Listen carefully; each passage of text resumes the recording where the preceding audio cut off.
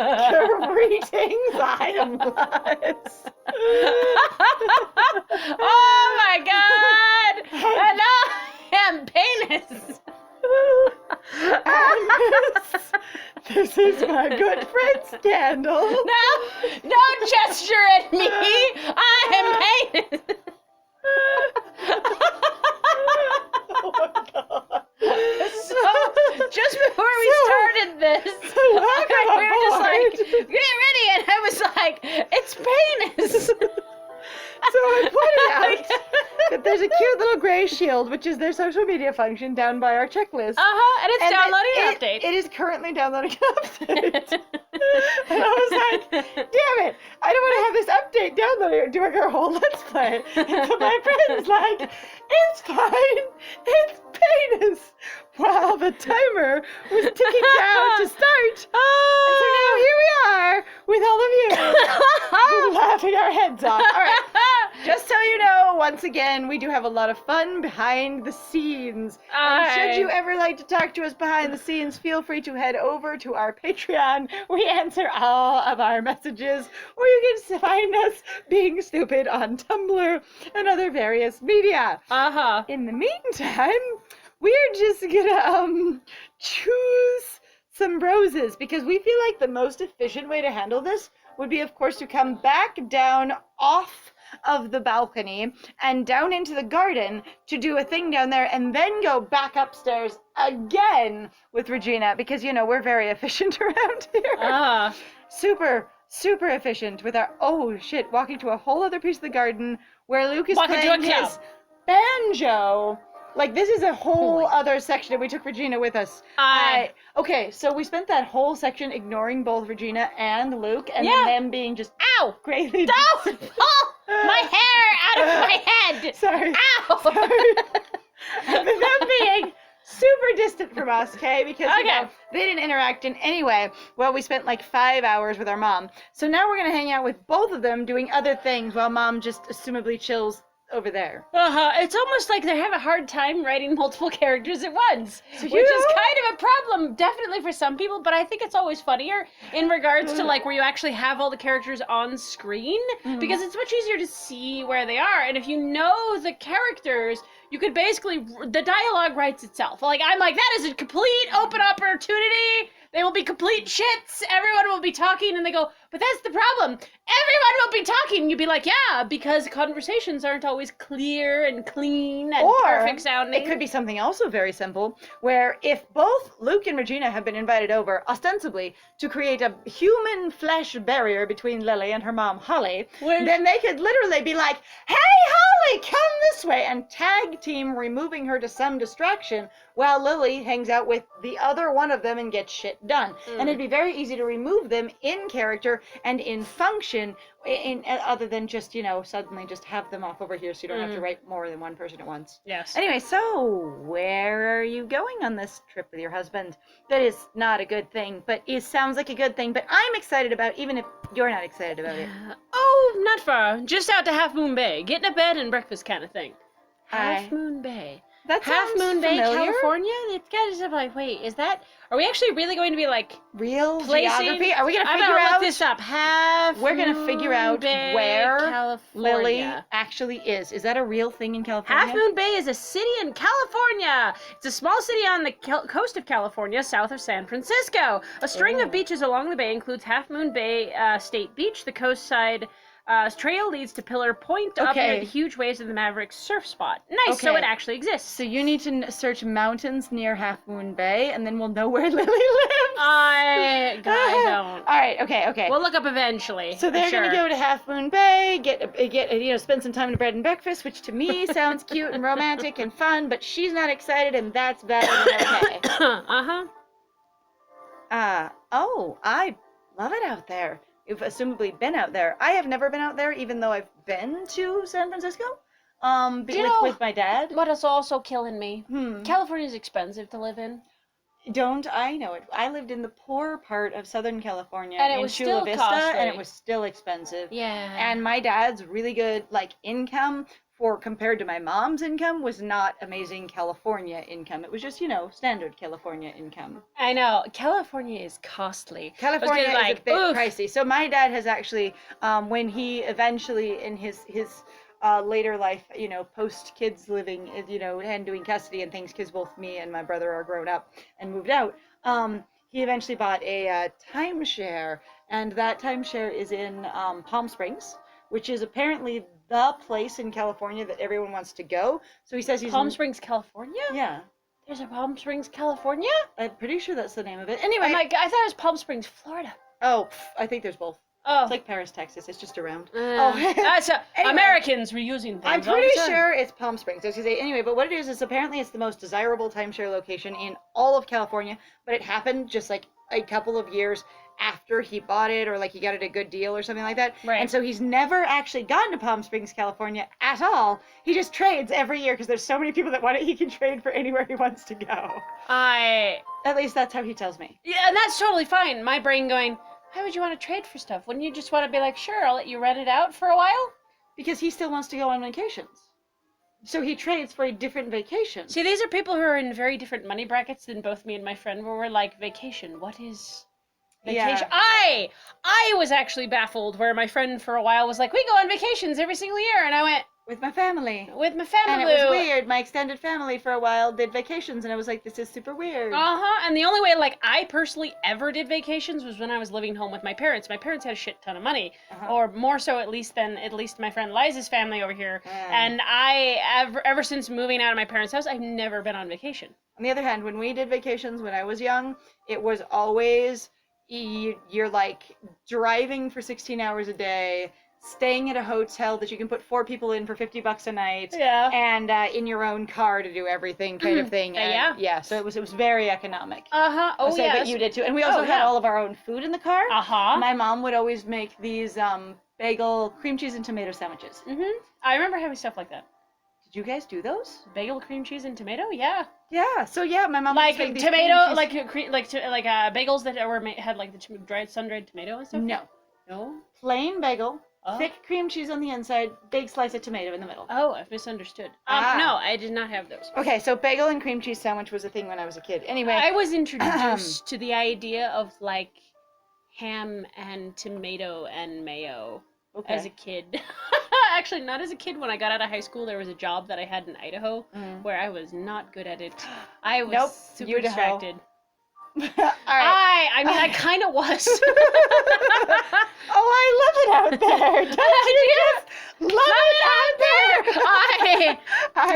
Love it in the out hole. there. Anyway, what are we doing over here? You are really not liking the conversation involving going on vacation. Not that you have to like with your husband. With your husband. I'm going, me not having a husband, I'm going, I would hope that I would want to go. That's the hope. If I had a partner, significant other that I was going to vacation with, and the definitely, hope is that you'd want to go. What we're doing is we're assuming that this is relationship drama, because this always seems to be about relationship drama, and like... What if it wasn't? What if they That'd be subverted it? What if they made it seem like Regina was unhappy with her husband, but in fact it was some other extenuating factor the entire time, and she actually is just really super happy at home? I would be so for that. That would be amazing. I would be incredibly delighted. I am afraid that is not what's going on, and that is actually really freaking frustrating. Anyway, what are we doing over here anyway? Thought we could get the rose bushes here in order, because that's a carpentry thing, right? Right? Absolutely. Right? Yeah, totally. Wooden stuff. Just show me where to plant and where to snip. Whoa. Hey, baby. Look, just having a grand old time. Wow, we're going all over this garden. Look at how far-reaching these are. We are spending hours of this. They are like from both ends of the screen completely. That is a lot of yellow. I wish we had more colors. That is a ridiculous This is amount of really white. frustrating, I want actually. mixed colors. I said more color, like just more going on. I want this whole area to be able to have not more color, like, oh, look, there's a purple one, but like multiple different colors. And I think that's what you're asking for, too. Yes, I apologize. That is definitely what I mean. It's funny, though, because the roses tilt. Watch them. Oh, yeah. Tilt. Okay, I feel like if we did it right, we could just turn this into like a doom. It's the rose riff. I'm gonna go with the most color I can get, so there we go, because I don't know, but that was fun. But white anyway. is all the color. Right? Full spectrum roses, my bro. Ooh. There we go.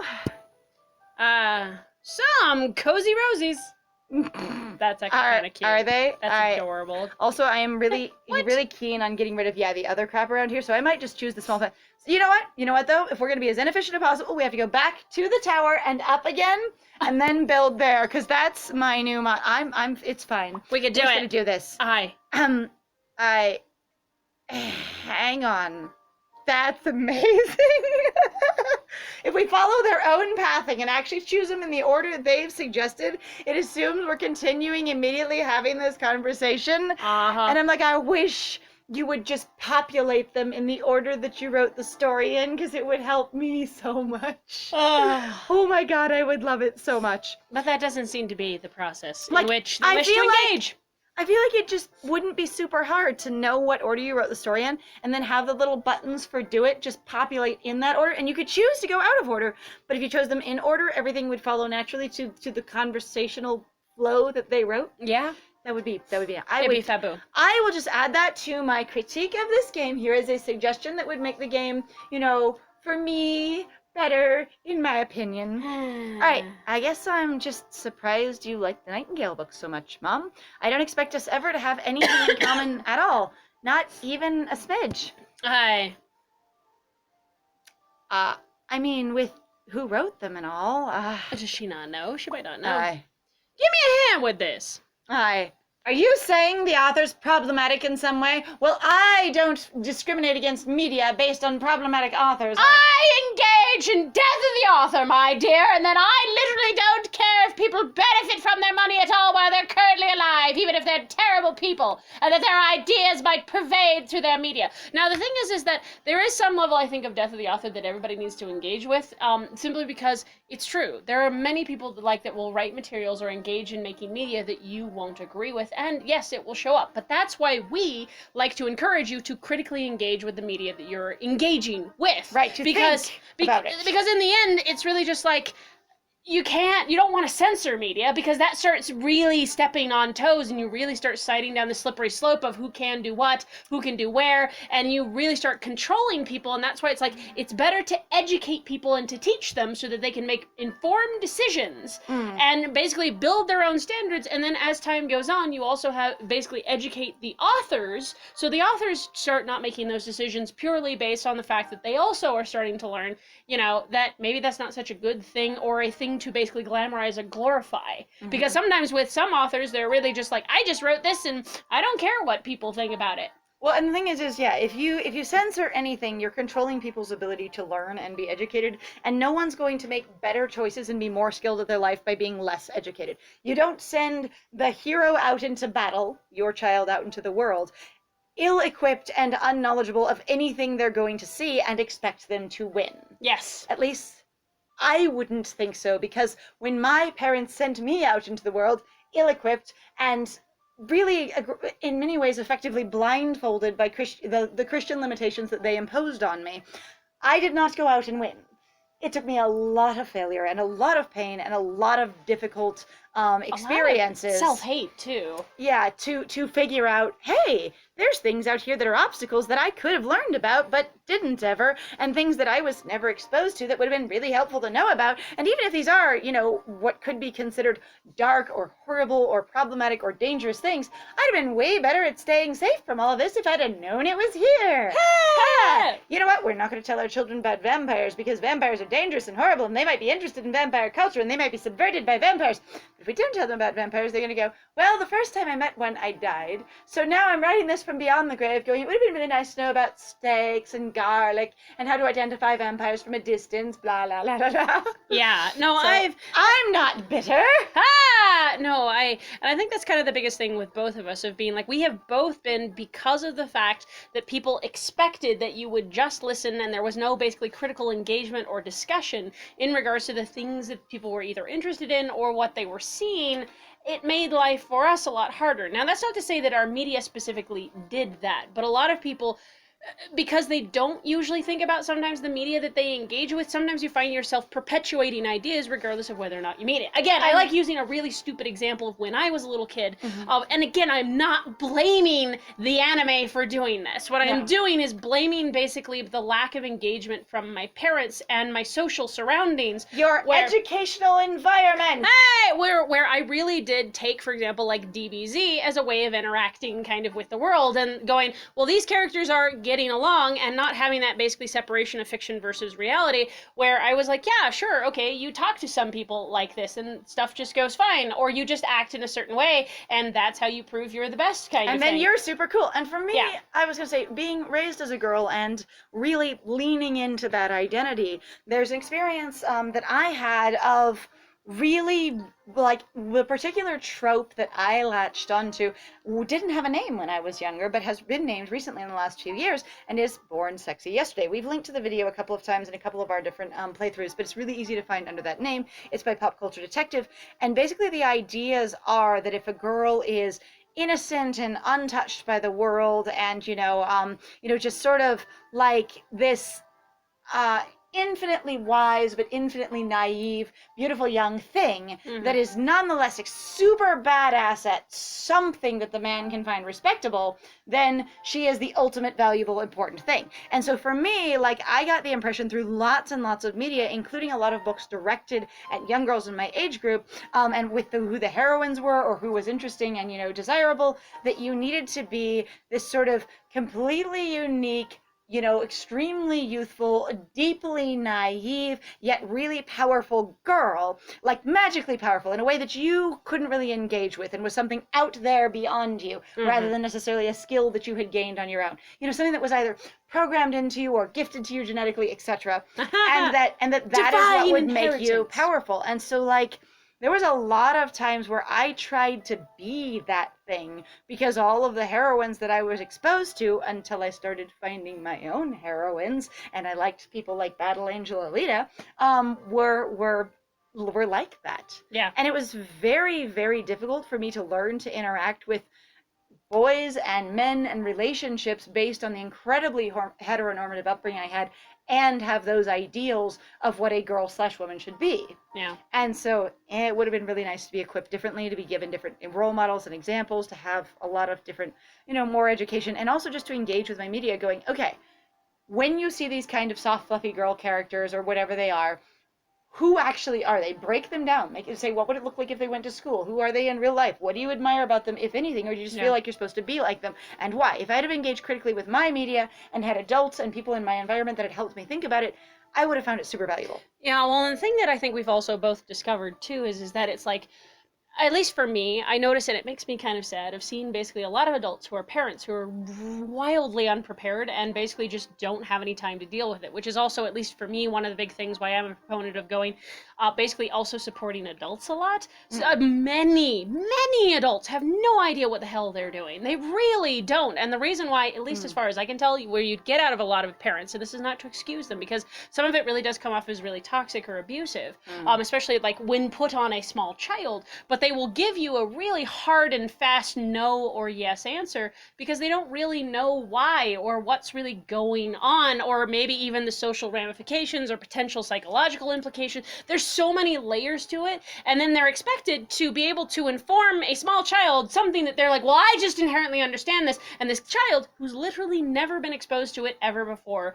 asks the question or just runs up against it. They get very aggressive and they get very angry because they're going, well, of course everyone knows. And I've gotten into fights actually with people at work about this, where they went off about their own kids going, oh, they know what's right. And I'm like, no, they don't. How old are they? And they'd be like, what?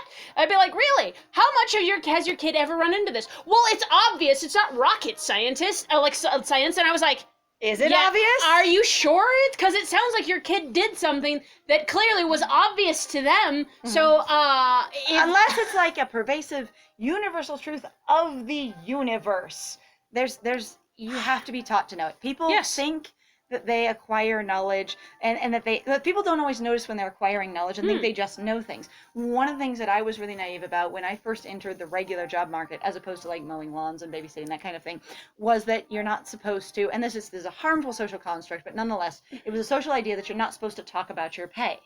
And yeah. I asked some of my coworkers at one point, going, why not? And I had a couple of other people similar age, you know, right out of high school, early college kind of thing. And they're like, well, you just don't. And I said, but why not? And they're like, well, you just know that you don't. And I was like, but how do you know?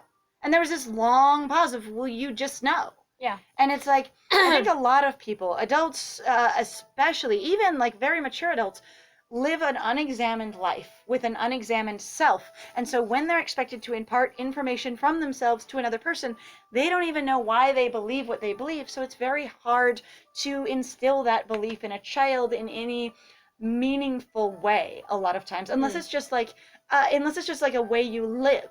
But at the same time, it can be really hard to give them basically grounding for what they believe and what they understand if they run up against any contradictions to it in the world at large kind of thing, if they don't know why.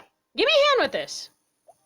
So, deep topics in Lily's Garden. I never have. All right. You know, this game has brought up so many parenting discussions based on my really unfortunate childhood and possibly your really unfortunate childhood and our experience with the kids we've known that have really challenging childhoods. Fascinating that Lily's Garden has done this so much, because our other games, I will tell you, they do not have as much talk about parenting and kids in there.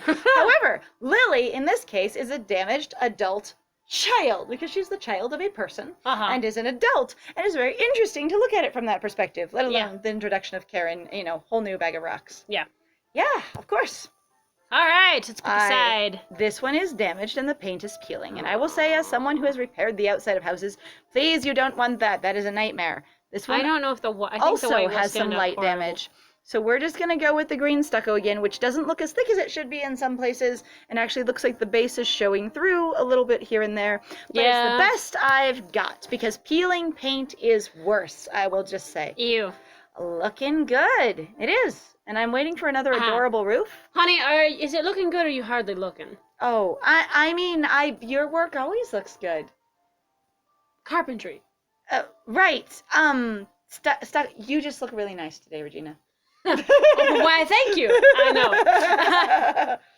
Wait, what did you mean before? What's wrong with Barry Means? He's a great writer. He's a real man, and he understands women and their deeper urges. That's all I want from her. Honestly, you know what that reminds me of? Really quickly, What? I've gotten deeply frustrated. Again, so I'm going to bring out this idea that people who are identified as women, or even are raised as women, are always seemingly raised with this idea that you're never interested in sex, or that you like pleasure, or that sex is a fun thing. Like this thing going, Barry Means is a great man, like that line going, like, because I could see Holly doing that. Real man knows how to handle a woman, rather than a woman writing for basically other women, because that's, you know, Mary who wrote these, and going, I recognize. It's this assumption that women's sexual interest and pleasure comes from men. Yes. That men have to arouse you, men have to stimulate you, men have to do all the work, and they're the ones that actually have to get you to be interested by behaving appropriately. Right. And there is some level of that, of assuming that a lot of women just don't have sex drives, that they are otherwise, you know, only simply, basically, again, a result of men trying to get them turned on. Right. And I think it let's just use the word toxic femininity here, because there's toxic masculinity. There's a lot of toxic femininity. And toxic femininity, one of the pieces of it, where, again, not all femininity is toxic, these are toxic elements of the gender experience, Right. Is this idea that women don't have a sex drive. But it's also... Well, they're very subdued and submissive and reserved. You're pure and clean, and you don't have that kind of experience. But if they have that experience, it's brought out by a man. Yes! Impressive, amazing, a real man. Do you know what that reminds me of? Okay, so I know I've been looking for a hook to talk about it anyway, so we've been watching Maid Sama on Netflix, and my friend actually talked about it ages ago, but it was really interesting for me to watch it going, I've never been exposed to the series before, and if you've never seen the series, I might suggest it. But I gotta say, as somebody who identifies as queer, it is the weirdest, most like gay series I have ever seen. But what you have is you have a gay main character who is like, there's a guy in her life that is desperately trying to frickin' seduce her, and because she's been so heavily socialized going, these are the guy behaviors and that I should only be looking for these and things. These are the romance behaviors. These are romance behaviors. She is willing to basically put up with or deal with situations where she is incredibly uncomfortable. So I will say it's wild to watch the series and basically tolerate it without realizing that she keeps going on about girls so much. She's like, I am the defender of women, and women are so cute and so beautiful, and God, look at them. And I love women. And I love women. Support women and I women defend them. And it's like, You sound really like all the girls in her school will have a huge crush on her. Like they all freak out and are like, "God, you're so hot!" So- and it's like, Wrapping it up real tight, the experience we've both been having, and I'd seen it before and had a very different experience watching it young. The experience we're both having now is like, it feels like watching a young, capable lesbian who does not know her sexual orientation, right? but is very, very clear in her focus and interest, being aggressively pursued by a heterosexual man. Yes. And it's really weird in that way because it's painted as this really sort of fun comedy romance. Yeah. And so again, it's a very different experience watching it as an adult with more like world context than it is, as somebody who'd been socialized that, you're supposed to push women's boundaries and that's hot and sexy. Right. Which was when I was younger, that was what I learned, that, men aren't really interested unless they violate your boundaries, which is a really harmful idea. And there's just a lot of things that we can say about that. But in the meantime, let's keep going. Anyway. I mean, Aunt Mary, she wrote those books. Aunt Mary didn't do a thing except garden and go on vacations. Ooh, That's and because now... you never spoke to her ever, dear. Ugh! Except for what I'm going to do is I'm going to tell you she's got a giant-ass empire worth a ton of money, and then you're going to be even more upset about things. But hopefully, instead of being super fucking greedy and really self-obsessed and focused on money, maybe you'll have a little bit of character growth. Actually admit that you did care about your aunt and that your childhood was important and that you were deliberately distant because you were so hurt and emotionally neglected during your youth, especially because of your obsession with your biological mom, and maybe have some, connection, self-discovery, and catharsis. Do we have some of that? That would be great. I'm just going to vote for that. No, seriously. She wrote them. She has copyright on every one of them.